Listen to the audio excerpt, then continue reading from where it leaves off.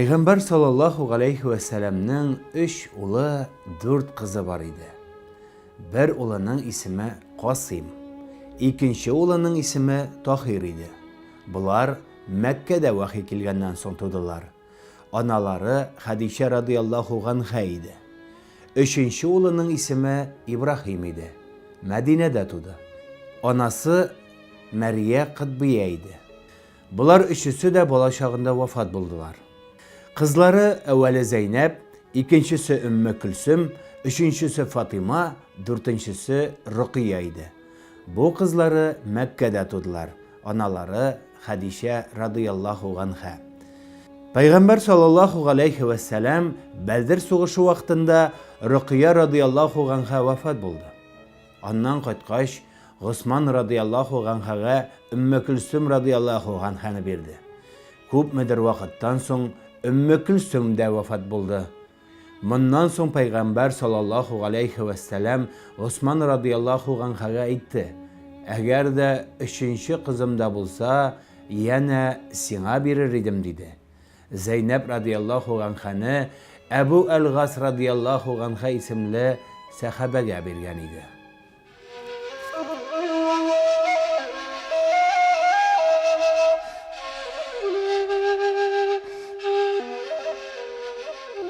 Ул Рәсүли Әкрәм саллаллаху алейхи ва сәләм әдәмнәрне һәм җиннәрне тугры юлга күндерүче пәйгамбәр. Галәмгә рәхмәт өчен яратылган бер пәйгамбәрдер. Аңа түбәндәге күркәм вә мактаулы сыйфатлар хас. Аллаһ субхану ва тәгаләнең дусты, сөекле кулы һәм илчеседер. Ул барча пәйгамбәрләрнең ахыры, шуның өчен Хатмел Әнбия дип аталды. Аллаһ тәгаләңә дустым диде. Аның гомеренең күбрәге дөньяда өммәт кайгысында иде. Тереклеген рәхәт белән үткәрмәде. Һәм ахирәттә дә кайгысы өммәт өчен булса кирәк. Барча пәйгамбәрләр кыямәт көнендә нәфси диярләр, ягъни җаным. Бары тик Мөхәммәд саллаллаху алейхи ва сәләм генә өммәти, өммәти дияр, ягъни өммәтем, өммәтем. Аллаһ Тәгаләне яратмаса, дөньяны да яратмаган булыр иде.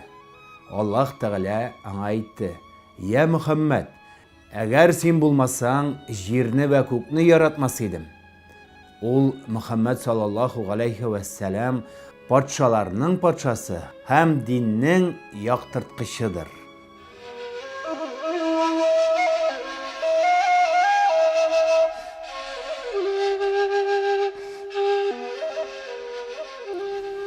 Рәсүли Әкрәм саллаллаху алейхи ва сәләм Хира тауында һәр чак гыйбадәт кылыр иде. Яхшы төшләр күреп, көннәрдән бер көнне төрле сөенечләр мәгълүм була башлады. Көннән-көн Аллаһ Тәгаләгә гыйшкы ва мәхәббәте артып, ни хәл икәнен үзе дә аңлатмыйча гаҗәпкә кала иде. Кайбер вакытларда гаҗәеп нурлар чагылайды. Бәс бер көн Расулуллаһ саллаллаху алейхи ва сәләм Хадиша радияллаху анхага әйтте: "Миңа гаҗәеп нәрсәләр ачыкланды. Дивана булмасам ярар иде дип куркамын." Хадиша радияллаху анхага әйтте: "Мин дә синең белән Хира тауына барыйм" диде. Шул рәвешле икесе бергә Хира тауына бардылар. Пайгамбар саллаллаху алейхи ва сәләм яна күрде ки, җир белән күк арасында гаҗәп олы һәм күркәм сурәтле фәрештә пайда булды. Нуры белән җир күк арасы тулды.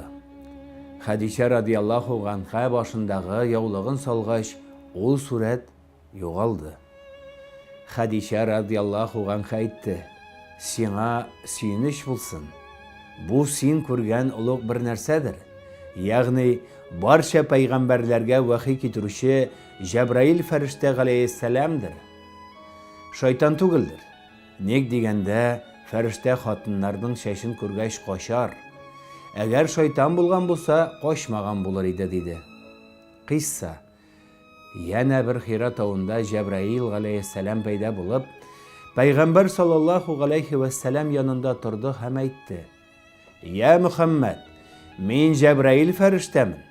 Сиңа Аллаһ Тәгалә вахи җибәрде. Пәйгамбәр булдың.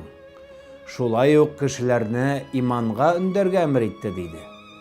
Моннан соң Пайгамбәрбез саллаллаху алейхи вассалам аның Җәбраил фәрештә булуын белде. Аллаһ Тәгалә фәрманы белән килгәненә ышанды. Алга таба сахабалар берәм-берәм килеп иман китерә башладылар. Көннән-көн Расулуллаһ саллаллаху алейхи вассалам белән булган мөгъҗизаларны күреп, күп кешеләр дингә килде, мөселман булдылар.